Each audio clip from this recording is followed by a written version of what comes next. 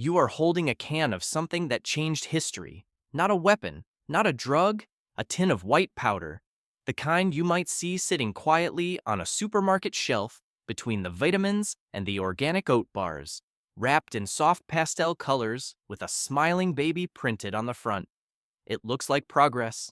It looks like science. It looks like something designed from the very beginning to help. But the story of how that powder ended up in the hands of millions of mothers who didn't need it, in places that couldn't safely use it, is one of the most quietly devastating corporate campaigns in modern history. And it was run by a company whose products are in your kitchen right now. The year is 1867. A Swiss chemist named Henri Nestlé is watching a neighbor's infant struggle to survive. The baby cannot breastfeed. The mother cannot produce milk. In the 19th century, that combination is often a death sentence. Nestlé mixes wheat flour, cow's milk, and sugar into a paste he calls farine lactée, milk flour. The baby survives. Henri Nestlé becomes convinced he has created something the world needs. He is right. For that baby. In that moment. What he cannot foresee is what happens when that logic gets scaled into a global industry worth $50 billion. By the early 20th century, infant formula had become a genuine medical innovation. It saved lives in hospitals. It gave options to mothers who genuinely couldn't breastfeed. Used in the right conditions, with clean water, with accurate measurement, with consistent access, it worked exactly as intended. But companies are not built on controlled conditions. They are built on markets. And by the 1950s and 1960s, the developed world was running out of new customers. Western birth rates were plateauing. The market was saturated. The company's manufacturing formula, Nestlé above all others, needed to find new people to sell to. They found them in Africa, Asia, and Latin America. This is where the story turns. A public health researcher named Dr. Derek Jelliff had been working in developing nations for years, watching patterns of infant health that didn't add up. Malnutrition was rising in places where it shouldn't have been rising. Infant mortality was climbing in regions where breastfeeding had sustained generations of children without issue. He started asking why. What he found was a pattern so consistent it couldn't be coincidence. Mothers were switching to formula, not because doctors had told them to, not because breastfeeding wasn't working, but because of what they were being shown, given, and told by a new kind of visitor arriving in hospitals and clinics across the developing world. Women in white uniforms, clipboards, a friendly smile, samples to take home. They were called milk nurses. They were not nurses. They were salespeople employed by formula companies, and their job was to get new mothers started on the product while still in the hospital. In those first critical days when breastfeeding patterns are being established and a woman's body is learning what it needs to do. They were very good at their jobs. The strategy was elegant in its ruthlessness. Give a mother formula samples in the hospital, encourage her to supplement, tell her formula is what modern, educated mothers give their children, tell her it is scientific, optimized, close to breast milk, better than breast milk. What the milk nurses did not explain, what the pastel-colored tins did not mention, was what happens when the free samples run out. When a mother supplements breastfeeding with formula, for long enough, her body reads a signal. The milk is not being used. Supply drops. The biology is simple. Milk production is demand-driven. Remove the demand, and the supply follows.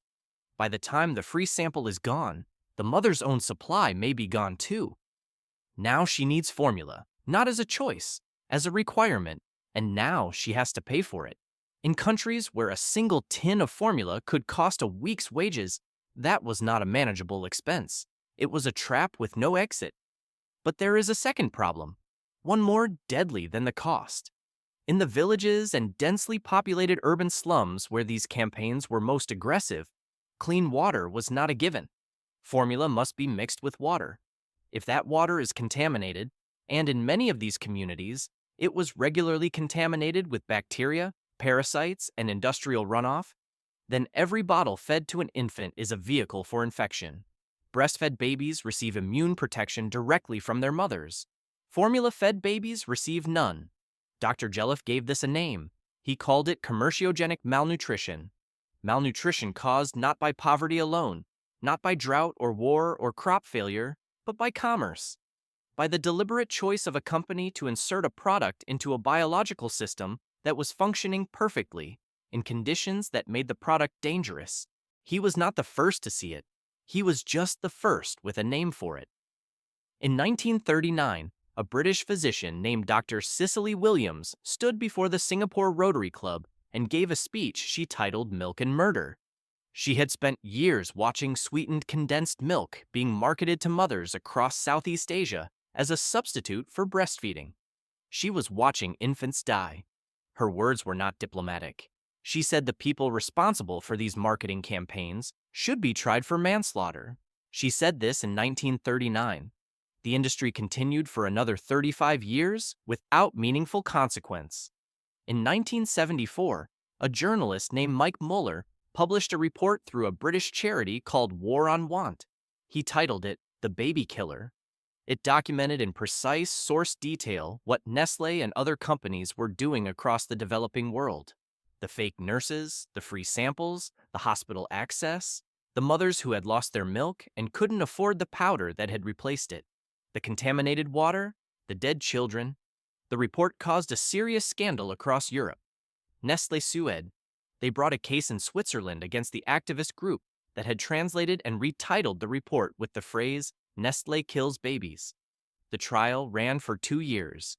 When the verdict came, the judge ruled against the activists on a narrow technical point about the literal use of the word kills. Then the judge said something else. He said that Nestlé bore moral responsibility for what had occurred, that the company should fundamentally reconsider its marketing activities in the developing world. He said this from the bench in a ruling that was supposed to be a Nestlé victory. A corporation had won the lawsuit and been told by the presiding judge that it was morally indefensible. The world noticed. By 1977, a coalition called InFact, the Infant Formula Action Coalition, launched a full consumer boycott of all Nestlé products across the United States. It spread to Europe. It spread to Australia and Canada. Churches joined. Universities joined. City governments passed formal resolutions. Hospital cafeterias cleared Nestlé products from their shelves. It became one of the largest sustained consumer boycotts of the 20th century.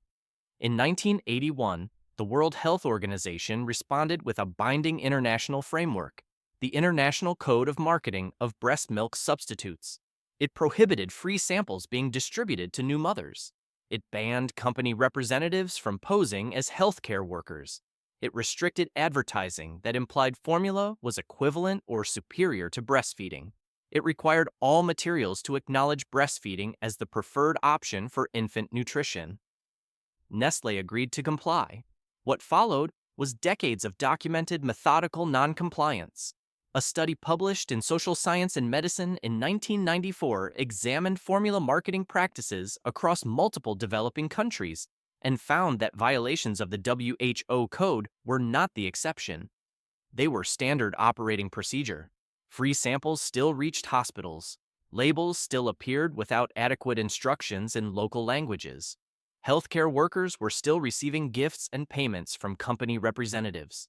The pattern continued into the next century and the one after that. A major investigative report in 2018 documented ongoing violations across dozens of countries. Researchers at the London School of Hygiene and Tropical Medicine published updated analyses finding that aggressive formula marketing in low and middle-income countries remained pervasive, that it was continuing to suppress breastfeeding rates, and that the populations being most aggressively targeted were the same ones where the consequences were most severe. The playbook had not changed. The fonts on the packaging had softened. The strategies inside had not. Here is the thing you need to sit with about this story. This was not negligence. Negligence is when a company doesn't know what its product does in the real world. Nestlé knew. They had access to the same public health research as every institution that was documenting the harm. They knew that breastfeeding provides immune protection that formula cannot replicate. They knew that formula requires clean water to be safe. They knew that once a mother's milk supply declines, It rarely recovers without significant intervention. They knew the cost of formula relative to average incomes in the markets they were targeting. They ran the campaign anyway, because the business model only works if the need becomes permanent. There is a concept in economics called lock-in. It describes the moment a customer has committed so far down a particular path that returning becomes practically impossible. Not because they don't want to, but because the path behind them has closed. Technology companies spend enormous resources engineering it. Subscription services are architecturally designed around it. Nestlé found lock-in in human biology. Your milk supply drops. You need the powder. You cannot reverse the process on your own. You are locked in, not to a software platform you can delete or a subscription you can cancel, but to a purchasing dependency your own body created without your knowledge, shaped by a sales campaign you didn't know you were part of. And the person most affected by that lock-in had no say in any of it. No awareness, no choice. The baby? Today, the global infant formula market is valued at over $50 billion. It is still growing. The companies that dominated it in the 1970s still dominate it now. The regulatory frameworks are still inconsistently enforced across national borders. The WHO code is still being violated in the countries where the consequences are most severe. And the tins are still soft and pastel. The baby on the front is still smiling.